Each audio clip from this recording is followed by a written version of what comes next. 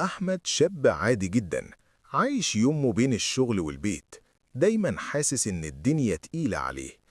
كان بيشتغل شغلانة مرهقة مرتبها على قدها، وكل يوم يرجع متأخر تعبان، وأول ما يدخل البيت يقفل على نفسه.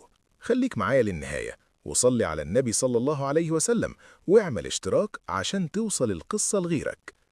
أبوه كان دايما يحاول يكلمه، يسأله: عامل ايه يا أحمد؟ مالك ساكت كده؟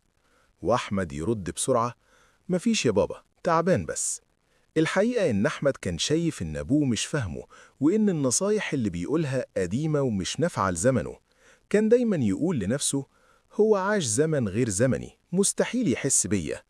في يوم من الأيام أحمد رجع البيت متأخر، لقى البيت هادي على غير العادة. سأل عن أبوه، قالوا له إنه تعبان شوية ونايم. دخل أوضته وقعد على سريره ماسك الموبايل، بس قلبه مش مرتاح. وهنا خليك فاكر، صلي على النبي صلى الله عليه وسلم، وما تنساش الاشتراك، يمكن القصة دي تكون سبب خير لحد. تاني يوم الصبح صحي على صوت ناس في البيت، أصوات واطية ووشوش حزينة. عرف في اللحظة دي إن أبوه تعب فجأة واتنقل المستشفى، وملحقش. الدنيا وقفت. أحمد حس إن حاجة اتكسرت جواه. فضل يلوم نفسه: ليه ما قعدتش معاه؟ ليه ما سمعتهوش؟ بعد العزا بكام يوم وهو بينظف أوضة أبوه، لقى درج مقفول. فتح الدرج، لقى ورقة قديمة متنية مكتوب عليها اسمه بخط أبوه.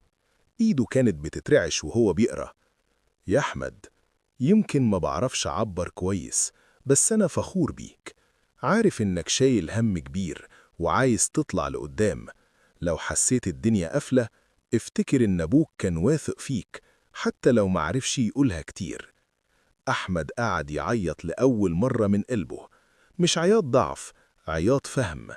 في اللحظة دي بس فهم إن أبوه كان دايما حاسس بيه، بس بطريقته. النصايح ما كانتش أوامر، كانت خوف.